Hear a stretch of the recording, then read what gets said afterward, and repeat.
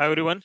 ನೋಡ್ರಿ, ಈ ವಿಡಿಯೋದಲ್ಲಿ ಜಿಕೆ ಕ್ವಶನ್ಸ್ ಗಳನ್ನ ನಾವು ಡಿಸ್ಕಷನ್ ಮಾಡೋಣ. SSC GD ಗೆ ಸಂಬಂಧಪಟ್ಟಿದ್ದು ಪ್ರೀವಿಯಸ್ ಕ್ವಶನ್ಸ್ ಗಳಾಗಿರ್ಬೋದು, ಎಜುಕೇಟಿವ್ ಪ್ರೀವಿಯಸ್ ಕ್ವಶನ್ಸ್ ಗಳು ಬೇರೆ ಎಕ್ಸಾಮ್ಸ್ ಗಳಲ್ಲಿ ಕೇಳಿರೋದು.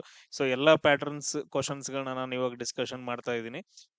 ಆಮೇಲೆ ನೆಕ್ಸ್ಟ್ ನೋಡ್ರಿ, ಒಂದು SSC GD ಗ್ರೂಪ್ ಐತೆ, ಅದನ್ನ ಜಾಯ್ನ್ ಆಗ್ರಿ. ಡೈಲಿ 7:30ಗೆ ನಾನು ವಿಡಿಯೋಸ್ ಅನ್ನು ಅಪ್ಲೋಡ್ ಮಾಡ್ತೀನಿ ಎಕ್ಸಾಮ್ ಬರೋವರೆಗೂ. ನೋಡ್ರಿ, ಕ್ವಶನ್ ಏನೈತಂದ್ರೆ, ವಿಕೆಟ್ ಕೀಪರ್ ನ ಹೆಲ್ಮೆಟ್ ಅನ್ನು ಮೈದಾನದಲ್ಲಿ ಇರಿಸಿದಾಗ ಬ್ಯಾಟ್ಸ್ಮನ್ ಹೊಡೆದ ಚೆಂಡು ಹೆಲ್ಮೆಟ್ ಬಡಿತಂದ್ರೆ ಬ್ಯಾಟಿಂಗ್ ತಂಡಕ್ಕೆ ಎಷ್ಟು ರನ್ ಅನ್ನ ಕೊಡ್ತಾರು ಅಂತಂದ್ ಹೇಳಿ ಕ್ವಶನ್ ನ ಕೇಳಿದಾರೆ. ನೋಡ್ರಿ, ಇದೊಂದು ಪೆನಾಲ್ಟಿ ಅಂತಂದ್ ಹೇಳ್ತೀವಿ. ಸೊ ಅದಕ್ಕೆ ಎಷ್ಟು ರನ್ ಕೊಡ್ತಾರ ಅಂತಂದ್ ಹೇಳಿದ್ರ 5 ರನ್ ಅನ್ನ ಕೊಡ್ತಾರ. ನೋಡ್ರಿ, ಹಂಗ ಪಾಯಿಂಟ್ಸ್ ಗಳನ್ನ ನೆನ್ಪಿಟ್ಕೊಡ್ರಿ. ಕ್ರಿಕೆಟ್ ಪಿಚ್ ಎಷ್ಟು ದೊಡ್ಡದಿರ್ತೈತಪ್ಪ ಅಂತಂದ್ ಹೇಳಿದ್ರೆ ಟೋಟಲ್ ಆಗಿ ಎಷ್ಟು 2 ಯಾರ್ಡ್ ಇರ್ತದೆ. ಅದ್ರ ಉದ್ದವನ್ನ ಕೇಳ್ತಾರೆ. ಎಷ್ಟಂತಪ್ಪ ಅಂತಂದ್ರೆ 22 ಗಜ ಅಂತಂದ್ ಹೇಳ್ತೀವಿ, ಅಥವಾ 22 ಯಾರ್ಡ್ ಅಂತಂದ್ ಹೇಳ್ತೀವಿ. ಅದನ್ನ ನೋಡಿಟ್ಕೊಳ್ರಿ. ಅದಾದ ನಂತರ ನೆಕ್ಸ್ಟ್ 2024 ಮತ್ತು 25ರಲ್ಲಿ ಯಾವ ಪಂದ್ಯಾವಳಿಗಳು ನಡೆದ್ವು, ಯಾವ ಕಪ್ಗಳು ನಡೆದ್ವು. ಸೊ ಅದ್ರ ಬಗ್ಗೆ ಎಲ್ಲ ನೀವೇನಂತಂದ್ರೆ ನೋಡಿಟ್ಕೋಬೇಕು. ಫಾರ್ ಎಕ್ಸಾಂಪಲ್, T20 ಕಪ್ ನಡೆಯುತ್ತೆ ಯಾವಾಗ? 2024. ಯಾರು ಗೆಲ್ತಾರ ಅದನ್ನ? ಭಾರತದವ್ರು ಗೆಲ್ತಾರ. ಅದರ ಜೊತೆಗೆ ಏನಂತಂದ ಹೇಳಿದ್ರೆ ಚಾಂಪಿಯನ್ಸ್ ಟ್ರೋಫಿ ನಡೆಯುತ್ತೆ. ಚಾಂಪಿಯನ್ಸ್ ಟ್ರೋಫಿ 2025ರಲ್ಲಿ ಚಾಂಪಿಯನ್ಸ್ ಟ್ರೋಫಿ ನಡೀತೈತೆ. ಇದನ್ನ ಯಾರು ಗೆಲ್ತಾರ ಅಂತಂದ ಹೇಳಿದ್ರೆ ಇದು ಕೂಡ ನಮ್ಮ ಭಾರತ ದೇಶದವ್ರು ಗೆಲ್ತಾರ. ಸೊ ಈ ರೀತಿ ಕೆಲವೊಂದು ಪಾಯಿಂಟ್ಸ್ ಗಳನ್ನ ನೆನ್ಪಿಟ್ಕೊಡ್ರಿ. ಎಸ್, ನೆಕ್ಸ್ಟ್ ಕ್ವಶನ್ ನೋಡ್ರಿ. ಹಳದಿ ಘಾಟ್ ಕದನ ಅಂತಂದ್ ಹೇಳಿ ಬರುತ್ತ, ಹಳದಿ ಘಾಟ್ ಯುದ್ಧ ಅಂತಂದ್ ಹೇಳಿ ಬರುತ್ತ. ಇದನ್ನ ಯಾರ್ಯಾರ ನಡುವೆ ನಡೆಯುತ್ತಂದ್ರ ಮಹಾರಾಣಾ ಪ್ರತಾಪ್ ಅವರು ಯಾರ ವಿರುದ್ಧ ನಡೆಸ್ತಾರ ಅಂತ ಕೇಳಿದ್ರೆ ಯಾರ ನಡುವೆ ಅಂತಂದ್ ಹೇಳಿದ್ರೆ ಅಕ್ಬರ್ ಅಂತಂದ್ ಹೇಳ್ತೀವಿ. ಅಕ್ಬರ್ ಮತ್ತು ಮಹಾರಾಣಾ ಪ್ರತಾಪ್ ನಡುವೆ ಒಂದು ಯುದ್ಧ ನಡೆಯುತ್ತ, ಹಳದಿ ಘಾಟ್ ಯುದ್ಧ ಅಂತಂದ್ ಹೇಳ್ತೀವಿ. ಇದು ಬಾಳ ಅಂದ್ರ ಬಾಳ ಇಂಪಾರ್ಟೆಂಟ್ ಆಗತ್ತ. ಯಾಕಂತಂದ್ ಹೇಳಿದ್ರ ಈ ಹಳದಿ ಘಾಟ್ ಯುದ್ಧ ಏನಂತಂದ್ ಹೇಳಿದ್ರ ಎರಡು ದೊಡ್ಡ ಮಹಾ ಸೈನ್ಯಗಳ ನಡುವೆ ನಡೀತಿತ್ತೆ. ಯಾವಾಗಂದ್ರ 1576ರಲ್ಲಿ. ಯಾವಾಗ? 1576ರಲ್ಲಿ. ಇದನ್ನ ನೆನ್ಪಿಟ್ಕೊಡ್ರಿ. ಆಮೇಲೆ ಈ ಅಕ್ಬರ್ನ್ ಕಡೆಯಿಂದ ಮೊಘಲ್ ಸೈನ್ಯದಿಂದ ಸೈನ್ಯವನ್ನ ಯಾರು ಮುನ್ನಡೆಸ್ತಾ ಇದ್ರು ಅಂತಂದ ಹೇಳಿದ್ರ ರಾಜಾ ಮಾನ್ಸಿಂಗ್ ಅಂತಂದ ಹೇಳ್ತೀವಿ. ರಾಜ ಮಾನ್ಸಿಂಗ್ ಏನಂತಂದ ಹೇಳಿದ್ರ ಸೈನ್ಯವನ್ನ ಮುನ್ನಡೆಸ್ತಾ ಇದ್ರು. ಈ ಪಾಯಿಂಟ್ ಅನ್ನ ಕೇಳಿದಾರ. ಅದ್ರ ಜೊತೆಗೆ ಇನ್ನೊಂದ್ ಏನಂತಂದ್ ಹೇಳಿದ್ರ, ಇನ್ನೊಂದು ತುಂಬಾ ಇಂಪಾರ್ಟೆಂಟ್, ಈ ಮಹಾರಾಣಾ ಪ್ರತಾಪ್ ಸಿಂಗ್ ಏನಿದಾರಲ್ಲ, ಸೊ ಇವ್ರದ್ದು ಕುದುರೆ ಹೆಸರು ಕೇಳಿದಾರ. ಇದ್ರ ಕುದುರೆ ಹೆಸರು ಏನಂತಂದ್ರೆ ಅದ್ರ ಚೇತಕ್ ಅಂತಂದ್ ಹೇಳ್ತೀವಿ. ಏನಂತಂದ್ ಹೇಳ್ತೀವಿ? ಚೇತಕ್. ಸೊ ಅದೇ ಇವಾಗ ಒಂದು ಬೈಕ್ದ ಬ್ರ್ಯಾಂಡ್ ಆಗೈತ್ ನೋಡ್ರಿ, ಚೇತಕ್ ಅಂತಂದ್ ಹೇಳಿ. ರೀಸನ್ ಏನಂತಂದ್ ಹೇಳಿದ್ರ ಈ ಯುದ್ಧದಲ್ಲಿ ಏನಾಗತ್ತಂದ್ರ, ಸೊ ಮಹಾರಾಣಾ ಪ್ರತಾಪ್ ಸಿಂಗ್ ಏನಂತಂದ್ ಹೇಳಿದ್ರ ಆಲ್ಮೋಸ್ಟ್ ಸೋಲೋ ಪ್ರಸಕ್ ಬಂದಾಗ ಸೊ ಕುದುರೆಗೆ ಏನಪ್ಪಾ ಅಂದ್ರ ಒಂದ್ ಕಾಲ್ ಕಟ್ಟಾಗಿರತ್ತ. ಆ ಕಾಲ್ ಕಟ್ಟಾದ್ರೂ ಕೂಡ ಏನಂದ್ರ ಸೊ ಅವ್ರನ್ನ ತಗೊಂಡು ಮಹಾರಾಣಾ ಪ್ರತಾಪ್ ಸಿಂಗರ್ನ ಹೊತ್ಕೊಂಡ್ ಏನಂತಂದ್ ಹೇಳಿದ್ರೆ ಓಡ್ ಹೋಗಿರತ್ತ ಅದು. ಸೊ ಅದಕ್ಕೋಸ್ಕರ ಚೇತಕ್ ಬಾಳ ಇಂಪಾರ್ಟೆಂಟ್. ಆಮೇಲೆ ಈ ಯುದ್ಧದಲ್ಲಿ ಯಾವ್ದೋ ಒಂದು ಬುಡಕಟ್ಟು ಜನಾಂಗ ಏನ್ ಮಾಡುತ್ತಂದ್ರ ಮಹಾರಾಣಾ ಪ್ರತಾಪ್ ಸಿಂಗ್ಗೆ ತುಂಬಾ ಹೆಲ್ಪ್ ಮಾಡುತ್ತಾ. ಅದ್ ಜನಾಂಗ ಯಾವ್ದಂತಂದ್ ಹೇಳಿದ್ರೆ ಬುಡಕಟ್ಟು ಜನಾಂಗ, ಭಿಲ್ ಬುಡಕಟ್ಟು ಜನಾಂಗ ಅಂತಂದ್ ಹೇಳ್ತೀವಿ. ಬಿಲ್ ಬುಡಕಟ್ಟು ಜನಾಂಗ ಇವ್ರು ಜಾಸ್ತಿ ಎಲ್ಲಿದಾರ ಅಂದ್ರೆ ಇವಾಗ ಮಧ್ಯಪ್ರದೇಶದಲ್ಲಿದಾರ. ಮಧ್ಯಪ್ರದೇಶ್ ಯಾಕೆ ತುಂಬಾ ಇಂಪಾರ್ಟೆಂಟ್ ಅಂತಂದ್ ಹೇಳಿದ್ರೆ ಇಲ್ಲಿ ನೋಡ್ರಿ, ಅತಿ ಹೆಚ್ಚು ಟ್ರೈಬಲ್ಸ್ ಅಥವಾ ಬುಡಕಟ್ಟು ಜನಾಂಗಗಳು ಎಲ್ಲಿ ಕಂಡು ಬರ್ತಾರ ಅಂತಂದ್ ಹೇಳಿದ್ರ ಮಧ್ಯಪ್ರದೇಶದೊಳಗಡೆ ಕಂಡು ಬರ್ತಾರ. ಇಷ್ಟು ಪಾಯಿಂಟ್ಸ್ ಗಳು ಈ ಹಲ್ದಿ ಘಾಟ್ ಆಗಿರ್ಬೋದು ಮಹಾರಾಣಾ ಪ್ರತಾಪ್ ಸಿಂಗ್ದು. ಆಮೇಲೆ ನೆಕ್ಸ್ಟ್ ಇಲ್ಲೇ ಒಂದ್ ನೆನ್ಪಿಟ್ಕೊಡ್ರಿ, 1556ರಲ್ಲಿ ಅಕ್ಬರ್ ಮತ್ತು ಹೇಮು ನಡುವೆ ಏನಂತಂದ್ ಹೇಳಿದ್ರೆ ಒಂದು ಯುದ್ಧ ನಡೆಯುತ್ತ. ಅದನ್ನ ನಾವು ಏನಂತ ಕರಿತೀವಿ ಅಂದ್ರೆ ಪಾನಿಪತ್ ಕದನ ಅಂತಂದ್ ಕರಿತೀವಿ. ಎರಡನೇ ಪಾನಿಪತ್ ಕದನ 1556ರಲ್ಲಿ ನಡೆಯುತ್ತ. ಈ ಪಾಯಿಂಟ್ ಕೂಡ ಇಂಪಾರ್ಟೆಂಟ್ ಆಗುತ್ತೆ ಎಕ್ಸಾಮ್ ಟೈಮ್ ಅಲ್ಲಿ. ಆಮೇಲೆ 1564ರಲ್ಲಿ ಜಜಿಯಾ ಅಂತಂದ್ ಹೇಳಿ ಒಂದು ಟ್ಯಾಕ್ಸ್ ಸಿಸ್ಟಮ್ ಬರುತ್ತೆ. ಇದನ್ನ ಯಾರು ಕ್ಯಾನ್ಸಲ್ ಮಾಡ್ತಾರ, ಅಬಾಲಿಷ್ ಯಾರು ಮಾಡ್ತಾರ ಅಂದ್ರ ಅಕ್ಬರ್ ಮಾಡ್ತಾನ. ಜಜಿಯಾ ಸಿಸ್ಟಮ್ ಅಂತಂದ್ ಹೇಳಿ ಬರುತ್ತೆ, ಅದನ್ನ ಅಬಾಲಿಷ್ ಮಾಡ್ತಾನ. ಅದ್ರ ಜೊತೆಗೆ ಏನಂತಂದ್ ಹೇಳಿದ್ರ ಕೆಲವೊಂದು ಇಂಪಾರ್ಟೆಂಟ್ ಪಾಯಿಂಟ್ಸ್ ಗಳೇನಂದ್ರ 1582ರಲ್ಲಿ ಒಂದು ಒಂದು ಪದ್ಧತಿ, ಒಂದು ಏನಂತಂದ್ ಹೇಳಿದ್ರೆ ಬಿಲೀಫ್ ಸಿಸ್ಟಮ್ ಅನ್ನ ಸ್ಟಾರ್ಟ್ ಮಾಡ್ತಾನ. ದಿನ್-ಇ-ಇಲಾಹಿ ಅಂತಂದ್ ಹೇಳಿ. ದಿನ್-ಇ-ಇಲಾಹಿ ಅಂತಂದ್ ಹೇಳ್ಬಿಟ್ಟು ಒಂದು ಬಿಲೀಫ್ ಸಿಸ್ಟಮ್ ಅನ್ನ ಸ್ಟಾರ್ಟ್ ಮಾಡ್ತಾರ ಅಕ್ಬರ್ ಇದ್ದವನು 1582ರಲ್ಲಿ. ಆಮೇಲೆ ಇವ್ರ ಟೈಮ್ ಅಲ್ಲಿ ಇನ್ನೊಂದ್ ಬರುತ್ತೆ ಕ್ವಶನ್, ಏನ್ ಕೇಳಿದಾರ ಅಂತಂದ್ ಹೇಳಿದ್ರೆ ಮನ್ಸಬ್ದಾರಿ ಸಿಸ್ಟಮ್ ಅಂತಂದ್ ಹೇಳಿ ಬರುತ್ತೆ. ಮನ್ಸಬ್ದಾರಿ ಸಿಸ್ಟಮ್ ಅಂತಂದ್ ಹೇಳಿ ಬರುತ್ತ. ಇದು ಟ್ಯಾಕ್ಸ್ ಕಲೆಕ್ಷನ್ ಗೋಸ್ಕರ ಈ ಸಿಸ್ಟಮ್ ಅನ್ನ ಜಾರಿಗೆ ತಗೊಂಡ್ ಬಂದವ್ರು ಯಾರಂತಂದ್ ಹೇಳಿದ್ರ ರಾಜಾ ತೋದರ್ಮಲ್ ಅಂತಂದ್ ಹೇಳ್ತೀವಿ. ರಾಜಾ ತೋದರ್ಮಲ್ ಇವ್ರು ಯಾರಂತಂದ್ ಹೇಳಿದ್ರ ಅಕ್ಬರ್ನ ಸೇನಾಧಿಪತಿ ಆಗಿರ್ತಾರ. ಆಮೇಲೆ ಒಬ್ರು ಮಂತ್ರಿ ಆಗಿರ್ತಾರ, ಕಂದಾಯ ಮಂತ್ರಿ. ರಾಜಾ ತೋದರ್ಮಲ್ ಅವ್ರ ಏನಂದ್ರ ಮನ್ಸಬ್ದಾರಿ ಟ್ಯಾಕ್ಸ್ ಸಿಸ್ಟಮ್ ಅನ್ನ ಜಾರಿಗೆ ತಗೊಂಡ್ ಬರ್ತಾರ. ಲ್ಯಾಂಡ್ ರೆವೆನ್ಯೂ ಸಿಸ್ಟಮ್ ಅಂತಂದ್ ಹೇಳ್ತೀವಿ ಇದಕ್ಕೆ. ಸೊ ಇಷ್ಟು ಪಾಯಿಂಟ್ಸ್ ಗಳನ್ನ ನೆನ್ಪಿಟ್ಕೊಡ್ರಿ. ಆಮೇಲೆ ಇವರ ಕಾಲದಲ್ಲಿ ನವರತ್ನರು ಕೂಡ ಇದ್ರು. ನವರತ್ನರು ಏನಂದ್ರ ಅಕ್ಬರ್ನ ಆಸ್ಥಾನದಲ್ಲಿ ಪ್ರೆಸೆಂಟ್ ಇದ್ರು. ಇಲ್ಲಿ ನೋಡ್ರಿ ತುಂಬಾ ಇಂಪಾರ್ಟೆಂಟ್, ಇದೊಂದು ಡಿಫ್ರೆಂಟ್ ಕ್ವಶನ್, ನಾವು ಕೇಳೇ ಇಲ್ಲ ಜಾಸ್ತಿ. 1774ರಲ್ಲಿ ರೋಹಿಲ್ಯ ಯುದ್ಧ ನಡೆಯುತ್ತ. ಇದು ಯಾರ ನಡುವೆ ನಡೆಯುತ್ತೆ ಅಂತಂದ ಹೇಳಿದ್ರೆ, ರೋಹಿಲ್ಯಗಳು ಮತ್ತು ಅವಧ್ನ ನಡುವೆ ಈ ಯುದ್ಧ ನಡೆಯುತ್ತ. ಆ ಅವಧ್ನ ನವಾಬ ಯಾರಂತಂದ ಹೇಳಿದ್ರೆ ಶೂಜಾ ಉದ್ದೌಲ್ ಅಂತಂದ ಹೇಳ್ತೀವಿ. ಯಾರಂತಂದ ಹೇಳ್ತೀವಿ? ಶೂಜಾ ಉದ್ದೌಲ್. ಇವನೇನ್ಪಾ ಅಂತಂದ ಹೇಳಿದ್ರೆ ರೋಹಿಲ್ಯ ಜನಾಂಗದ ಮೇಲೆ ದಾಳಿ ಮಾಡ್ತಾನ. ಅದ್ರ ಜೊತೆಗೆ ಈ ಶೂಜಾ ಉದ್ದೌಲ್ಗೆ ಏನಂದ್ರ ಬಂಗಾಳದ ಗವರ್ನರ್ ಒಬ್ಬ ತುಂಬಾ ಹೆಲ್ಪ್ ಮಾಡಿರ್ತಾನ ಆ ಯುದ್ಧವನ್ನ ಗೆಲ್ಲಾಕ. ಆ ಗವರ್ನರ್ ಏನಂದ್ರ ವಾರ್ನ್ ಹೆಸ್ಟಿಂಗ್ ಏನಂತಂದ ಹೇಳಿದ್ರ ಅವನ್ ಸೈನ್ಯವನ್ನ ಕಳಿಸ್ಕೊಟ್ಟಿರ್ತಾನ. ಸೊ ಶೂಜಾ ಉದ್ದೌಲ್ ಹೋಗಿ ರೋಹಿಲ್ಯಗಳ ಮೇಲೆ ದಾಳಿ ಮಾಡಿ 1774ರಲ್ಲಿ ರೋಹಿಲ್ಯಗಳನ್ನ ಸೋಲಿಸ್ತಾನ. ಇಷ್ಟೇ ನೆನ್ಪಿಟ್ಕೊಂಡಿದ್ರ. ನೆಕ್ಸ್ಟ್ ಕ್ವಶನ್ ನೋಡ್ರಿ, 2011ರ ಜನಗಣತಿಯ ಪ್ರಕಾರ ಯಾವ ರಾಜ್ಯವು ಅತಿ ಹೆಚ್ಚು ಜನಸಂಖ್ಯೆಯನ್ನ ಹೊಂದೈತಿ ಅಂತಂದ ಹೇಳಿ ಕ್ವಶನ್ ಅನ್ನ ಕೇಳಿದಾರ. ಜನಸಾಂದ್ರತೆ ಅಂತ ಕೇಳಿದಾರೆ. ಇಲ್ಲಿ ನೋಡ್ರಿ, ಜನಸಾಂದ್ರತೆ, ಅತಿ ಹೆಚ್ಚು ಜನಸಾಂದ್ರತೆ ಅಂದ್ರೆ 1 ಕಿಲೋಮೀಟರ್ ಒಳಗಡೆ ಎಷ್ಟು ಜನ ಇರ್ತಾರ ಅಂತಂದೇಳಿ ಅದು ಕೌಂಟ್ ಯಾವ ರಾಜ್ಯದಲ್ಲಿ ಜಾಸ್ತಿ ಐತೆ ಅಂತಂದೇಳಿ. ಯಾವ ರಾಜ್ಯದಲ್ಲಿ ಅಂತಂದ ಹೇಳಿದ್ರ ನಾವು ಯಾವ್ದಂತ ಹೇಳ್ತೀವಿ? ಬಿಹಾರ್ ಅಂತಂದ ಹೇಳ್ತೀವಿ. ಬಿಹಾರ್ ಒಳಗಡೆ ಅತಿ ಹೆಚ್ಚು ಜನಸಾಂದ್ರತೆ. ಆಮೇಲೆ ನೆಕ್ಸ್ಟ್ ಅತಿ ಕಡಿಮೆ ಜನಸಾಂದ್ರತೆ ಅಂತ ಬಂತು ಅಂದ್ರ ಅರುಣಾಚಲ ಪ್ರದೇಶ. ಟೋಟಲ್ ಆಗಿ 1 ಕಿಲೋಮೀಟರ್ ಸರೌಂಡಿಂಗ್ ಅಲ್ಲಿ ಜಸ್ಟ್ 17 ಜನ ಅದಾರ. ಇಲ್ಲಿ ಬೇಕಾದ್ರೆ 1100 ಮ್ಯಾಲ ಅದಾರ. ಸೊ 1100 ಪ್ಲಸ್ 1 ಕಿಲೋಮೀಟರ್ ಸರೌಂಡಿಂಗ್ ಒಳಗಡೆ 1100 ಮ್ಯಾಲ ಅದಾರ ಬಿಹಾರ್ ಒಳಗಡೆ. ಬಟ್ ಅರುಣಾಚಲ ಪ್ರದೇಶದಲ್ಲಿ ಜಸ್ಟ್ 17 ಜನ. ಅದ್ರ ಜೊತೆಗೆ ಮತ್ ಕ್ವಶನ್ ಕೇಳ್ತಾರ, ಅತಿ ಹೆಚ್ಚು ಜನಸಂಖ್ಯೆಯನ್ನ ಹೊಂದಿರುವ ರಾಜ್ಯ ಯಾವುದು ಅಂತಂದ ಹೇಳಿ. ಉತ್ತರ ಪ್ರದೇಶ. ಅತಿ ಕಡಿಮೆ ಅಂತಂದ ಹೇಳಿದ್ರೆ ಸಿಕ್ಕಿಂ ಅಂತಂದ ಹೇಳ್ತೀವಿ. ಅತಿ ಕಡಿಮೆ ಜನಸಂಖ್ಯೆಯನ್ನ ಹೊಂದಿರೋ ರಾಜ್ಯ ಯಾವುದು? ಸಿಕ್ಕಿಂ ಅಂತಂದು ಹೇಳ್ತೀವಿ. ಇದನ್ನ ನೆನ್ಪಿಟ್ಕೋಬೇಕು. ಆಮೇಲೆ ನಮ್ಮ ಭಾರತ ದೇಶದ ಸರಾಸರಿ ಜನಸಾಂದ್ರತೆ ಎಷ್ಟು ಅಂತಂದ್ ಕೇಳ್ತಾರ. ಸರಾಸರಿ ಜನಸಾಂದ್ರತೆ ಎಷ್ಟಂತಂದ್ ಹೇಳಿದ್ರ 382. ಸೊ ಎಷ್ಟಂತಂದ್ ಹೇಳ್ತೀವಿ? 382. ಇಷ್ಟ ಪಾಯಿಂಟ್ಸ್ ಗಳನ್ನ ನೆನ್ಪಿಟ್ಕೊಳ್ರಿ. ಸೊ ಯಾಕಂದ್ರೆ ಜಾಸ್ತಿ ಕನ್ಫ್ಯೂಷನ್ಸ್ ಆಗೋದ್ ಬೇಡ. ಆಮೇಲೆ ನಿಮಗ ಒಂದ್ ಕ್ವಶನ್ ಏನಂದ್ರ, ಸೊ ನಮ್ಮ ಭಾರತ ದೇಶದಲ್ಲಿ ಮೊದಲ ಬಾರಿಗೆ ಜನಗಣತಿಯನ್ನ ಮಾಡಿದಂತಹ ಗವರ್ನರ್ ಯಾರು ಅಂತಂದೇಳಿ ನನಗೆ ಕಮೆಂಟ್ ಹಾಕಿ. ಎಸ್, ಇಲ್ಲಿ ನೋಡ್ರಿ, ವಿಭಿನ್ನ ರೀತಿಯ ಶಿಲೆಗಳ ಪ್ರತ್ಯೇಕತೆಯಿಂದ ಮತ್ತು ಗಾಢ ಸಿಲಿಕೇಟ್ಗಳು ಉಂಟಾಗುವ ಬ್ಯಾಂಡಿಂಗ್ ಲಕ್ಷಣವನ್ನ ಹೊಂದಿರುವ ರೂಪಾಂತರ ಶಿಲೆ ಅಂತಂದೇಳಿ. ಇಲ್ಲಿ ನೋಡ್ರಿ, ಈ ತರ ಏನಂತಂದ ಹೇಳಿದ್ರ ಈ ತರ ಬ್ಯಾಂಡಿಂಗ್ ಬರುತ್ತೆ ಡಿಫ್ರೆಂಟ್ ಆಗಿ. ಸೊ ಇಂತ ಒಂದು ರೂಪಾಂತರ ಶಿಲೆ ಯಾವುದು ಅಂತಂದ ಹೇಳಿ ಕ್ವಶನ್ ಅನ್ನ ಕೇಳಿದಾರ. ಸೊ ಯಾವ್ದಂತಂದ್ ಹೇಳಿದ್ರ ನೀಸ್ ಅಂತಂದ್ ಹೇಳ್ತೀವಿ. ಯಾವ್ದಂತಂದ್ ಹೇಳ್ತೀವಿ? ನೀಸ್. ಇದು ತುಂಬಾ ಇಂಪಾರ್ಟೆಂಟ್ ಒಂದ್ ನೀವೆಲ್ಲ ನೋಡಿರ್ತೀರಿ ನೀವು, ಏನಂದ್ರೆ ಗುಡ್ಡಗಾಡದೊಳಗಡೆ ಇರುತ್ತೆ. ಸೊ ರಾಕ್ ಸಿಸ್ಟಮ್ ಅಂತ ಬಂತು ಅಂದ್ರ ತುಂಬಾ ಇಂಪಾರ್ಟೆಂಟ್. ಫಸ್ಟ್ ಒನ್ ಯಾವ್ದಂತಂದ ಹೇಳಿದ್ರೆ ಇಗ್ನೀಸಿಯಸ್ ರಾಕ್ಸ್ ಅಂತಂದ್ ಹೇಳ್ತೀವಿ. ಫಸ್ಟ್ ಒನ್ ಯಾವ್ದು? ಇಗ್ನೀಸಿಯಸ್ ರಾಕ್ಸ್ ಅಥವಾ ಅಗ್ನಿಶಿಲೆಗಳು ಅಂತಂದೇಳಿ. ಅಗ್ನಿಶಿಲೆಗಳು. ಸೆಕೆಂಡ್ ಒನ್ ಏನಂತಂದ್ ಹೇಳಿದ್ರೆ ಸೆಡಿಮೆಂಟರಿ ರಾಕ್ಸ್ ಅಂತಂದ್ ಹೇಳ್ತೀವಿ. ಸೆಕೆಂಡರಿ ಯಾವುದು? Sedimentary racks. ಥರ್ಡ್ ಏನಂದ್ರ ಮೆಟಾಮಾರ್ಫಿಕ್ ರಾಕ್ಸ್ ಅಂತಂದ್ ಹೇಳಿ ಬರ್ತಾವ. ನಮಗ್ ಕ್ವಶನ್ಸ್ ಗಳು ಮೆಟಾಮಾರ್ಫಿಕ್ ರಾಕ್ಸ್ ಒಳಗಡೆ. ಈ ಮೆಟಾಮಾರ್ಫಿಕ್ ರಾಕ್ಸ್ ಗಳು ಏನಂತಂದ್ ಹೇಳಿದ್ರೆ ಒನ್ ಫಾರ್ಮ್ ಇಂದ ಇನ್ನೊಂದ್ ಫಾರ್ಮ್ ಗೆ ಚೇಂಜ್ ಆಗ್ತಾವ. ಯಾವಾಗಂದ್ರ ಹೈ ಟೆಂಪರೇಚರ್ ಮತ್ತು ಹೈ ಪ್ರೆಷರ್ ಇರೋದ್ರಿಂದ. ಅವಾಗ ಯಾವ್ದಾಗಿ ಏನ್ ಚೇಂಜ್ ಆಗ್ತಾವ ಅಂತ ಕೇಳ್ತಾರ. ನೋಡ್ರಿ, ಫಸ್ಟ್ ಒನ್ ಏನಂದ್ರ ಗ್ರಾನೈಟ್. ಸೊ ಇದಕ್ಕೆ ಅತಿ ಹೆಚ್ಚು ಟೆಂಪರೇಚರ್ ಪ್ರೆಷರ್ ಬಿತ್ತಂತಂದ್ ಹೇಳಿದ್ರೆ ಅದು ನೀಸ್ ಆಗಿ ಚೇಂಜ್ ಆಗತ್ತ. ಇಲ್ಲಿ ಮೇಲ್ಗಡೆ ನಿಮ್ಗ ಫೋಟೋ ಕಾಣಿಸೈತಲ್ಲ ಅದು. ಅದಾದ ನಂತರ ನೆಕ್ಸ್ಟ್ ಏನಂದ್ರ ಬಸಾಲ್ಟ್ ರಾಕ್, ಕರಿಕಲ್ ಅಂತಂದ್ ಹೇಳ್ತೀವಿಲ್ಲ, ಬಸಾಲ್ಟ್ ಇದು ಏನಾಗಿ ಚೇಂಜ್ ಆಗತ್ತ ಅಂತಂದ್ ಹೇಳಿದ್ರೆ ಸಿಸ್ಟ್ ಆಗಿ ಚೇಂಜ್ ಆಗತ್ತೆ. ಏನಾಗಿ? ಸಿಸ್ಟ್ ಆಗಿ ಚೇಂಜ್ ಆಗತ್ತ. ಆಮೇಲೆ ಲೈಮ್ ಸ್ಟೋನ್, ಸುಣ್ಣದ ಕಲ್ ಅಂತಂದ್ ಹೇಳ್ತೀವಲ್ಲ, ಅದು ಏನಾಗಿ ಚೇಂಜ್ ಆಗತ್ತ ಅಂತಂದ್ ಹೇಳಿದ್ರೆ ಮಾರ್ಬಲ್ ಆಗಿ ಚೇಂಜ್ ಆಗತ್ತ. ಏನಾಗಿ ಚೇಂಜ್ ಆಗತ್ತ? ಮಾರ್ಬಲ್. ಆಮೇಲೆ ನೆಕ್ಸ್ಟ್ ಏನಂತಂದ್ ಹೇಳಿದ್ರೆ ಸ್ಯಾಂಡ್ ಸ್ಟೋನ್ ಅಂತಂದ್ ಹೇಳಿ ಬರುತ್ತೆ ಇನ್ನೊಂದು. ಸ್ಯಾಂಡ್ ಸ್ಟೋನ್ ಇದು ಏನಾಗಿ ಚೇಂಜ್ ಆಗತ್ತ ಅಂತಂದ್ ಹೇಳಿದ್ರೆ ಕಾರ್ಟೈಸ್ ಅಂತಂದ್ ಹೇಳಿ. ಸೊ ಕಾರ್ಡ್ಜೈಟ್ ಅಂತಂದ್ ಹೇಳಿ. ಇದು ಇಷ್ಟೇನಂದ್ರ ಸೆಡಿಮೆಂಟರಿ ಅಂದ್ರ ಮೆಟಾಮಾರ್ಫಿಕ್ ರಾಕ್ಸ್ ಗಳನ್ನ ನೀವು ನೆನ್ಪಿಟ್ಕೋಬೇಕು. ಸೆಂಟ್ರಲ್ ಗವರ್ಮೆಂಟ್ ಎಕ್ಸಾಮ್ಸ್ ಗಳಲ್ಲಿ ಕೇಳ್ತಾರೆ. ನೆಕ್ಸ್ಟ್ ನೋಡ್ರಿ, ಭಾರತದ ಅತಿ ದೊಡ್ಡ ಸಿಹಿ ನೀರಿನ ಸರೋವರಗಳಲ್ಲಿ ಒಂದಾದ ಕೊಲ್ಲೇರು ಸರೋವರ ಯಾವ ರಾಜ್ಯದಲ್ಲಿ ಕಂಡು ಬರುತ್ತೆ ಅಂತಂದ ಹೇಳಿ.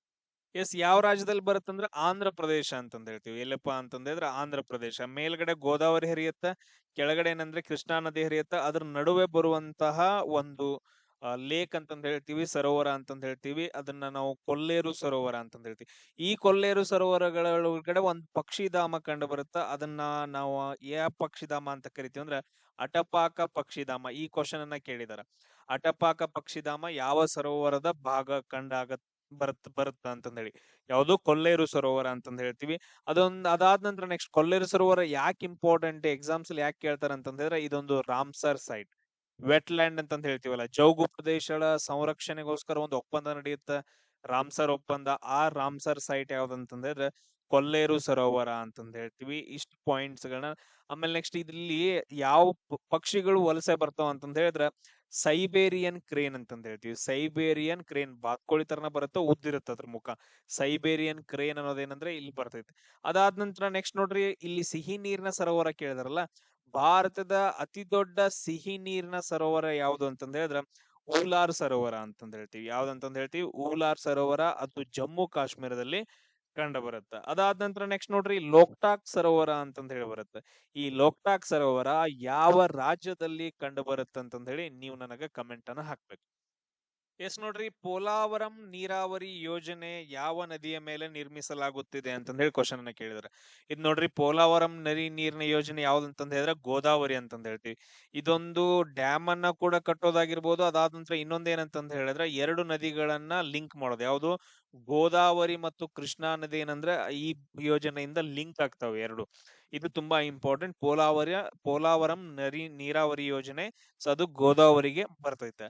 ಅದ್ರ ಜೊತೆಗೆ ಇನ್ನೊಂದು ಪಾಯಿಂಟ್ ಅನ್ನ ನೀವು ನೆನ್ಪಿಟ್ಕೋಬೇಕು. ಗೋದಾವರಿಯನ್ನ ನಾವು ಏನಂತ ಕರಿತೀವಿ, ದಕ್ಷಿಣ ಗಂಗೆ ಅಂತ ಕರಿತೀವಿ. ಅದ್ರ ಜೊತೆಗೆ ಇಲ್ಲಿ ಏನ್ ನಡೆಯುತ್ತಾ, ಮಹಾಕುಂಭಮೇಳ ನಡೆಯುತ್ತಾ, ಅದು ನಾಸಿಕ್ ಒಳಗಡೆ. ಇಷ್ಟ ಏನಂದ್ರ ನೆನ್ಪಿಟ್ಕೊಡ್ರಿ. ಆಮೇಲೆ ನೆಕ್ಸ್ಟ್ ನಮ್ ಕ್ವಶನ್ಸ್ ಗಳನ್ನ ಏನ್ ಕೇಳ್ತಾರ ಅಂತಂತ ಹೇಳಿದ್ರೆ, ಡ್ಯಾಮ್ಸ್ ಒಳಗಡೆ ಅತಿ ದೊಡ್ಡ ಡ್ಯಾಮ್ ಯಾವುದು ಅಂತಂದ ಹೇಳಿ ಕ್ವಶನ್ ಕೇಳ್ತಾರ. ಅತಿ ಹೈಯೆಸ್ಟ್ ಡ್ಯಾಮ್, ಅತಿ ಎತ್ತರದ ಡ್ಯಾಮ್ ಯಾವ್ದಂತಂದ್ರೆ ಅದ್ರ ತೆಹರಿ ಡ್ಯಾಮ್ ಅಂತಂದ ಹೇಳ್ತೀವಿ, ಅತಿ ಎತ್ತರದ್ದು. ಆಮೇಲೆ ಲಾಂಗೆಸ್ಟ್ ಡ್ಯಾಮ್ ಅಂತ ಕೇಳ್ರು ಅಂತಂದ ಹೇಳಿದ್ರ, ಲಾಂಗೆಸ್ಟ್ ಅಂತಂದ ಹೇಳಿದ್ರ ಮಹಾನದಿ ಕಟ್ಟಿದಾರಲ್ಲ, ಹೀರಾಕೂಡ್ ಡ್ಯಾಮ್ ಅಂತಂದ ಹೇಳ್ತೀವಿ. ಯಾವುದು, ಹೀರಾಕೂಡ್ ಡ್ಯಾಮ್ ಮಹಾನದಿ ಕಟ್ಟಿದಾರ. 4.9 ಕಿಲೋಮೀಟರ್ ಉದ್ದ ಐತೆ ಅದು. ಸೊ ಅದು ನೆನ್ಪಿಟ್ಕೊಳ್ರಿ. 4.9 ಇಲ್ಲ, ಆಲ್ಮೋಸ್ಟ್ ಬಾಳ್ ದೊಡ್ಡದೈತೆ. ಅದಾದ ನಂತರ ನೆಕ್ಸ್ಟ್ ಓಲ್ಡೆಸ್ಟ್ ಅಂತಂದ್ ಹೇಳಿ ಎಲ್ಲಾದ್ರೂ ಕೇಳಿದಾರ ನಾವು. ಓಲ್ಡೆಸ್ಟ್, ತುಂಬಾ ಹಳೆಯ ಡ್ಯಾಮ್ ಯಾವ್ದಂತಂದ್ ಹೇಳಿ, ಅದು ಯಾವ ನದಿಗೆ ಬರುತ್ತಂದ್ರೆ ಕಾವೇರಿ ನದಿಗೆ ಬರುತ್ತ. ಕಲ್ಲನೈ ಡ್ಯಾಮ್ ಅಂತಂದ್ ಹೇಳಿ. ಯಾವ್ದಪ್ಪಾ ಅಂತಂದ್ ಹೇಳಿದ್ರೆ ಕಲ್ಲನೈ ಡ್ಯಾಮ್ ಅಂತಂದ್ ಹೇಳಿ ಬರುತ್ತೆ. ತುಂಬಾ ಹಳೆ ಕಾಲದಲ್ಲಿ ರಾಜರು ಕಟ್ಟಿರುವಂತಹ ಡ್ಯಾಮ್ ಅದು, ಕಲ್ಲನೈ ಡ್ಯಾಮ್ ಅಂತಂದ್ ಹೇಳಿ. ಅದಾದ ನಂತರ ನೆಕ್ಸ್ಟ್ ನೋಡ್ರಿ, ಕೆಲವೊಂದು ನೀರಾವರಿ ಯೋಜನೆಗಳಿಗೆ ಬರ್ತಾವ, ಹೇಳ್ಕೊಂತ ಹೋಗ್ಬಿಡ್ತೀನಿ. ಬಾಕ್ರಾ ನಂಗಲ್ ಅಂತಂದ್ ಹೇಳಿ ಬರುತ್ತೆ. ಬಾಕ್ರಾ ನಂಗಲ್ ನದಿ ಯೋಜನೆ ಅಂತಂದ್ ಹೇಳಿ ನೀರಾವರಿ ಯೋಜನೆ ಬರುತ್ತೆ. ಇದು ಯಾವ ನದಿಗೆ ಅಂತಂದ್ ಹೇಳಿದ್ರೆ ಸಟ್ಲೇಜ್ ನದಿಗೆ. ಯಾವ ನದಿಗೆ, ಸಟ್ಲೇಜ್ ನದಿಗೆ ಅಂತಂದ್ ಹೇಳ್ತೀವಿ. ಇದರಿಂದ ಪಂಜಾಬು, ಹರಿಯಾಣ, ರಾಜಸ್ಥಾನ್ ಏನಂತಂದ್ ಹೇಳಿದ್ರೆ ಉಪಯೋಗ ಆಗತ್ತೆ. ಅದಾದ ನಂತರ ನೆಕ್ಸ್ಟ್ ಸರ್ದಾರ್ ಸರೋವರ ಬರುತ್ತೆ. ಇನ್ನೊಂದ್ ಯಾವ್ದಂತಂದ್ ಹೇಳಿದ್ರೆ ಸರ್ದಾರ್ ಸರೋವರ ಬರುತ್ತೆ. ಸರ್ದಾರ್ ಸರೋವರ ನದಿ ಯೋಜನೆ ಅಥವಾ ರಿವರ್ ವ್ಯಾಲಿ ಪ್ರಾಜೆಕ್ಟ್ ಅಂತಂದ್ ಹೇಳ್ತೀವಿ. ಇದು ಯಾವ ನದಿಗೆ ಅಂದ್ರ ನರ್ಮದಾ ನದಿಗೆ. ಯಾವ ನದಿಗೆ, ನರ್ಮದಾ ನದಿಗೆ. ಆಮೇಲೆ ನಾಗಾರ್ಜುನ ಸಾಗರ ಡ್ಯಾಮ್ ಅಂತಂದ್ ಹೇಳಿ ಬರುತ್ತೆ. ನಾಗಾರ್ಜುನ ಸಾಗರ ನದಿ ಯೋಜನೆ, ಇದು ಕೃಷ್ಣಾ ನದಿಗೆ ಬರುವಂತದ್ದು. ಕೃಷ್ಣಾ ನದಿಗೆ. ಸೊ ಇದು ತೆಲಂಗಾಣ ಮತ್ತು ಆಂಧ್ರ ಪ್ರದೇಶದಲ್ಲಿ ಏನಂತಂದ್ ಹೇಳಿದ್ರೆ ಬರುತ್ತೆ. ಆಮೇಲೆ ನೆಕ್ಸ್ಟ್ ನೋಡ್ರಿ, ಪರಕ್ಕಾ ಡ್ಯಾಮ್ ಅಂತಂದ್ ಹೇಳಿ ಇನ್ನೊಂದು ಬರುತ್ತೋ. ಪರಕ್ಕಾ ಡ್ಯಾಮ್ ಅಂತಂದ್ ಹೇಳಿ ನೀವ್ ಎಲ್ಲರೂ ಕೇಳಿದ್ರಲ್ಲ ಗೊತ್ತಿಲ್ಲ. ಗಂಗಾ ನದಿಗೆ ಕಟ್ಟಿರುವಂತಹ ಒಂದು ದೊಡ್ಡ ಡ್ಯಾಮ್. ಸೊ ವೆಸ್ಟ್ ಬೆಂಗಾಲ್ ಒಳಗಡೆ. ಸೊ ಪರಕ್ಕಾ ಬ್ಯಾರೇಜ್ ಅಥವಾ ಪರಕ್ಕಾ ಡ್ಯಾಮ್ ಅಂತಂದ್ ಹೇಳ್ತೀವಿ. ಇಷ್ಟು ಪಾಯಿಂಟ್ಸ್ ಗಳನ್ನ ನೆನ್ಪಿಟ್ಕೊಳ್ರಿ. ಎಸ್ ನೋಡ್ರಿ, ನೆಕ್ಸ್ಟ್ ಭಾರತದಲ್ಲಿ ಮಿಲಿಟರಿ ಸೇವೆಗಳಿಗಾಗಿ ನೀಡುವ ಅತ್ಯುನ್ನತ ಪ್ರಶಸ್ತಿ ಯಾವ್ದಂತಂದ್ ಹೇಳಿದ್ರೆ ಯಾವ್ದಂತಂದ್ ಹೇಳ್ತೀವಿ, ಪರಮವೀರ ಚಕ್ರ ಅಂತಂದ್ ಹೇಳ್ತೀವಿ. ನೋಡ್ರಿ, ನಮ್ಮ ಭಾರತ ದೇಶದ ಅತ್ಯುನ್ನತ ಪ್ರಶಸ್ತಿ ಯಾವ್ದಂತಂದ್ ಹೇಳಿದ್ರೆ ಭಾರತ ರತ್ನ. ನೆನ್ಪಿಟ್ಕೊಡ್ರಿ, ಭಾರತ ರತ್ನ. ಕ್ಲಿಯರ್. ಆಮೇಲೆ ಈ ಮಿಲಿಟರಿ ಅಂತ ಬಂತು ಅಂತಂದ್ ಹೇಳಿದ್ರೆ ಪರಮವೀರ ಚಕ್ರ. ಪರಮವೀರ ಚಕ್ರ ಆದ ನಂತರ ಮಹಾವೀರ ಚಕ್ರ. ಮಹಾವೀರ ಚಕ್ರ ಆದ ನಂತರ ವೀರ ಚಕ್ರ. ಇವೆಲ್ಲ ಏನಂತಂದ್ ಹೇಳಿದ್ರೆ ಯುದ್ಧದ ಸಮಯದಲ್ಲಿ ಕೊಡುವಂತದ್ದು. ಯುದ್ಧದಲ್ಲಿ ಏನಾದ್ರೂ ನಾವು ಸಾಧನೆ ಮಾಡಿದೀವಿ ಅಂತಂದ್ ಹೇಳಿದ್ರೆ, ಸೈನಿಕರು ಸಾಧನೆ ಮಾಡಿದ್ರು ಅಂತಂದ್ ಹೇಳಿದ್ರೆ ಯುದ್ಧದ ಟೈಮಲ್ಲಿ ಕೊಡುವಂತಹ ಪ್ರಶಸ್ತಿಗಳು ಪರಮವೀರ ಚಕ್ರ, ಮಹಾವೀರ ಚಕ್ರ ಮತ್ತು ವೀರ ಚಕ್ರ. ಅದಾದ ನಂತರ ನೆಕ್ಸ್ಟ್ ಶಾಂತಿ ಕಾಲದಲ್ಲಿ ಅಂದ್ರೆ ನಾರ್ಮಲ್ ಟೈಮ್ ಅಲ್ಲಿ ಏನಾದ್ರು ಸೈನಿಕರ ಸಾಧನೆಗಳನ್ನ ಮಾಡಿದ್ರೆ ಅದ್ರಲ್ಲಿ ಅತ್ಯುನ್ನತ ಅಶೋಕ ಚಕ್ರ, ಆಮೇಲೆ ಕೀರ್ತಿ ಚಕ್ರ, ಆಮೇಲೆ ಶೌರ್ಯ ಚಕ್ರ ಅಂತಂದ್ ಹೇಳ್ತೀವಿ. ಇಷ್ಟು ಪಾಯಿಂಟ್ಸ್ ಗಳನ್ನ ನೀವು ನೆನ್ಪಿಟ್ಕೋಬೇಕು. ಅಶೋಕ ಚಕ್ರ, ಕೀರ್ತಿ ಚಕ್ರ ಮತ್ತು ಶೌರ್ಯ ಚಕ್ರ, ಇದು ಶಾಂತಿ ಕಾಲದಲ್ಲಿ ಕೊಡುವಂತದ್ದು. ನೆಕ್ಸ್ಟ್ ನೋಡ್ರಿ, ಈ ಕೆಳಗಿನ ಯಾವ ಪೋಷಕಾಂಶದ ಕೊರತೆಯಿಂದ ಗಾಯ್ಟರ್ ರೋಗ ಬರುತ್ತಂತಂದ್ ಹೇಳಿ. ಸೊ ಯಾವ್ದಂತಂದ್ ಹೇಳಿದ್ರೆ ಅಯೋಡಿನ್ ಕಡಿಮೆ ಆಗೋದ್ರಿಂದ ನಮ್ಗೆ ಏನಾಗತ್ತ, ಗಾಯ್ಟರ್ ಅನ್ನೋ ಒಂದು ರೋಗ ಬರ್ತೈತೆ. ಸೊ ಯಾವ ರೋಗ, ಗಾಯ್ಟರ್ ಅನ್ನೋದೊಂದು ರೋಗ ಬರುತ್ತೆ. ಅದಾದ ನಂತರ ನೆಕ್ಸ್ಟ್ ನೋಡ್ರಿ, ಇಲ್ಲಿ ನೋಡ್ರಿ, ಕಬ್ಬಿನ ಏನಂತಂದ್ ಹೇಳಿದ್ರೆ ಕಬ್ಬಿನ ಐರನ್ ಕಂಟೆಂಟ್ ಕಮ್ಮಿ ಹೋಗ್ಬಾರ್ದು. ಐರನ್ ಕಂಟೆಂಟ್ ಕಮ್ಮಿ ಆಯ್ತು ಅಂತಂದ್ ಹೇಳಿದ್ರೆ ಹಿಮೋಫಿಲಿಯಾ ಅಂತಂದ್ ಹೇಳ್ತೀವಿ. ಅಂದ್ರ ರಕ್ತದಲ್ಲಿ ಏನಂತಂದ್ ಹೇಳಿದ್ರೆ ಅನೇಮಿಯಾ ರೋಗ ಬರ್ತೈತೆ. ಆಮೇಲೆ ಅದ್ರ ಜೊತೆಗೆ ಕ್ಯಾಲ್ಸಿಯಂ ಕಡಿಮೆ ಆಗ್ಬಾರ್ದು. ಕ್ಯಾಲ್ಸಿಯಂ ಕಡಿಮೆ ಆಯ್ತು ಅಂತಂದ್ ಹೇಳಿದ್ರೆ ಮೂಳೆಗಳು ಸಣ್ಣ ಆಗ್ತಾವ. ಕ್ಯಾಲ್ಸಿಯಂ ಜಾಸ್ತಿ ಬೇಕು, ಅದಕ್ಕ ಹಾಲ್ ಕುಡೀರಿ, ತತ್ತಿ ತಿನ್ರಿ ಅಂತಂದ್ ಹೇಳ್ತಾರೆ ದಪ್ಪ ಆಗೋಕೆ, ಸೊ ಮೂಳೆಗಳು ಗಟ್ಟಿ ಆಗೋಕೆ. ಆಮೇಲೆ ನೆಕ್ಸ್ಟ್ ನೋಡ್ರಿ, ವಿಟಮಿನ್ ಎ ಕಡಿಮೆ ಆಯ್ತು ಅಂತಂದ್ ಹೇಳಿದ್ರೆ ನಮ್ಗ ನೈಟ್ ಬ್ಲೈಂಡ್ನೆಸ್ ಅನ್ನೋ ರೋಗ ಬರುತ್ತೆ, ರಾತ್ರಿ ಹುರುಡುತನ. ಅದಾದ ನಂತರ ಬಿ1 ಕಡಿಮೆ ಆಯ್ತು ಅಂತಂದ್ ಹೇಳಿದ್ರೆ, ವಿಟಮಿನ್ ಬಿ1 ಕಡಿಮೆ ಆಯ್ತು ಅಂದ್ರೆ ಬೇರಿ ಬೇರಿ ಅನ್ನೋ ರೋಗ ಬರುತ್ತೆ. ಯಾವುದು? ಬೇರಿ ಬೇರಿ ಅನ್ನೋ ಒಂದು ರೋಗ ಬರುತ್ತೆ. ಆಮೇಲೆ ವಿಟಮಿನ್ ಸಿ ಕಡಿಮೆ ಆಗೋದ್ರಿಂದ ನಮ್ಗೆ ಏನ್ ರೋಗ ಬರುತ್ತ? ಸ್ಕರ್ವಿ ಅಂತಂದ್ ಹೇಳ್ತೀವಿ. ಸ್ಕರ್ವಿ ಅನ್ನೋ ರೋಗ ಬರುತ್ತ. ವಿಟಮಿನ್ ಡಿ ಕಡಿಮೆ ಆಗೋದ್ರಿಂದ ರಿಕೆಟ್ಸ್ ಅಂತಂದ್ ಹೇಳ್ತೀವಿ, ರಿಕೆಟ್ಸ್ ಅನ್ನೋ ರೋಗ. ಆಮೇಲೆ ವಿಟಮಿನ್ ಇ ಕಡಿಮೆ ಆಗೋದ್ರಿಂದ ಬಂಜೆತನ ಉಂಟಾಗತ್ತ, ಗಂಡಸರಲ್ಲಿ ಹೆಂಗಸರಲ್ಲಿ ಎರಡರಲ್ಲೂ. ಸೊ ಬಂಜೆತನ ಉಂಟಾಗತ್ತ. ವಿಟಮಿನ್ ಇ ಜಾಸ್ತಿ ತಿನ್ಬೇಕು ಮಕ್ಕಳಾಗೋಲ್ದಾರ. ಕ್ಲಿಯರ್ ಎಲ್ರಿಗೂ? ಆಮೇಲೆ ವಿಟಮಿನ್ ಕೆ ಎಲ್ಲಾದ್ರೂ ಕಡಿಮೆ ಆಯ್ತು ಅಂತಂದ್ ಹೇಳಿದ್ರೆ ಬ್ಲಡ್ ಕ್ಲಾಟಿಂಗ್ ಕಮ್ಮಿ ಆಗಿಬಿಡುತ್ತೆ, ಬ್ಲಡ್ ಕ್ಲಾಟಿಂಗ್ ಆಗಂಗಿಲ್ಲ. ಸೊ ಏನಾದ್ರೂ ನೀವು ಕೊರ್ಕೊಂಡ್ರಿ ಅಂತಂದ್ ಹೇಳಿದ್ರ, ಸೊ ಇದಾಗಿತ್ತಂದ್ರ, ರಕ್ತ ಬರ್ತಿತ್ತಂದ್ರೆ ಕ್ಲಾಟಿಂಗ್ ಆಗಂಗಿಲ್ಲ, ರಕ್ತ ಹೆಪ್ಪುಗಟ್ಟಂಗಿಲ್ಲ, ವಿಟಮಿನ್ ಕೆ ಕಡಿಮೆ ಆಯ್ತು ಅಂತಂದ್ ಹೇಳಿದ್ರ. ಸೊ ಅದಕ್ಕೋಸ್ಕರ ಎಲ್ಲಾ ವಿಟಮಿನ್ಸ್ ಗಳು ಇಂಪಾರ್ಟೆಂಟ್ ಆಗ್ತಾವ, ನೆನ್ಪಿಟ್ಕೊಡ್ರಿ ಇವನ್ನ.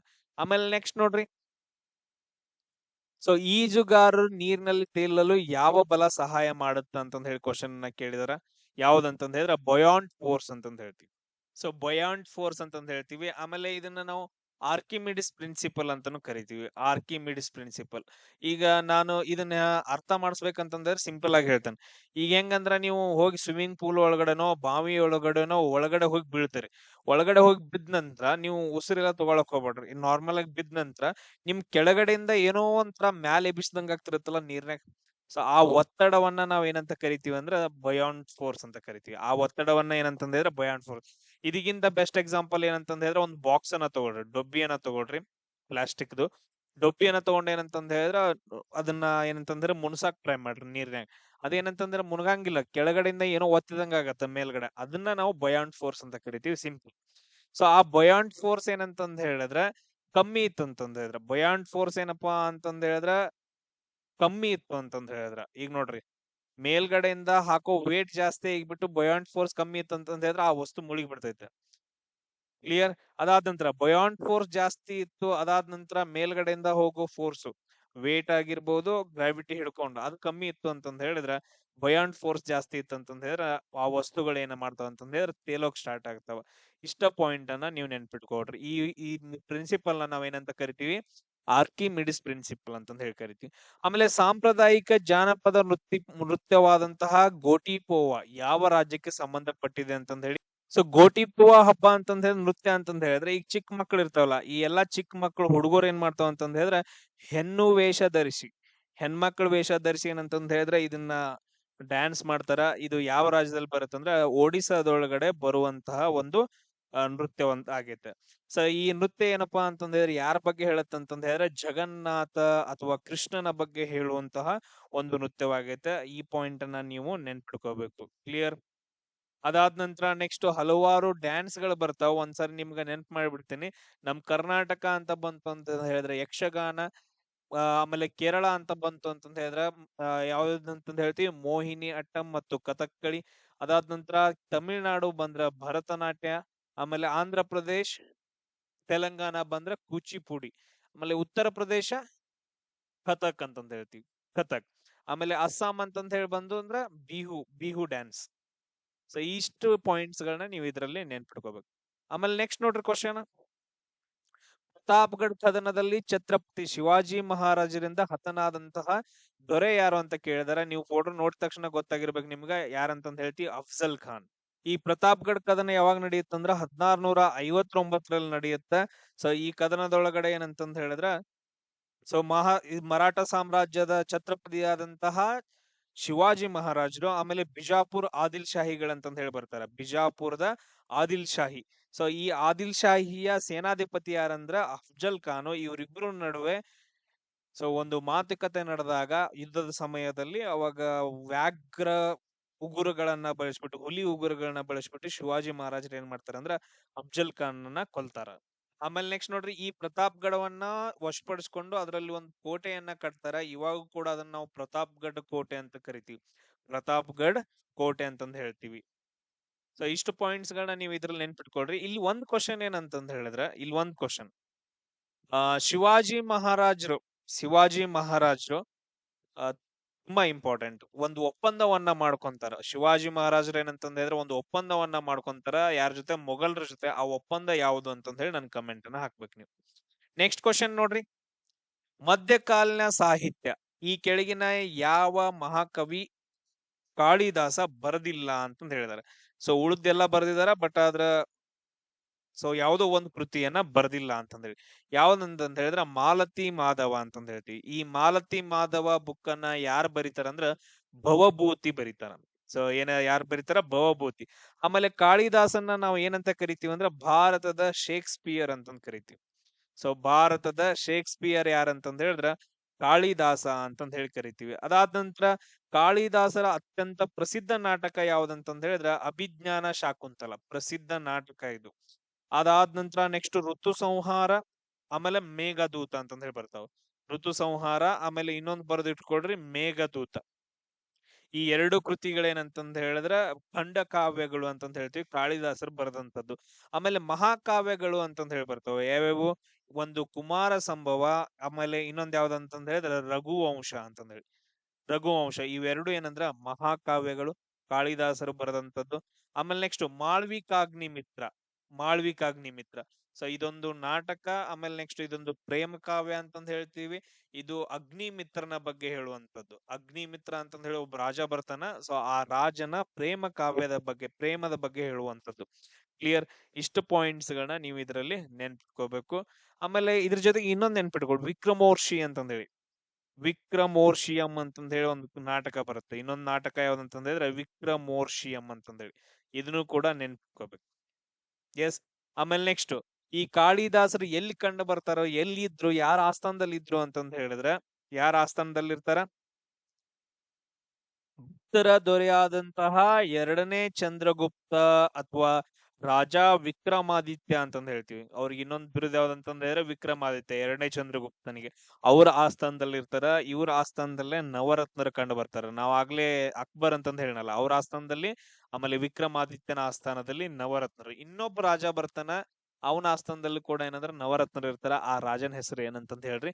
ಸೊ ನೆಕ್ಸ್ಟ್ ಕ್ಲಾಸ್ ಅಲ್ಲಿ ಸಿಗೋಣ. ಜೈ ಹಿಂದ್.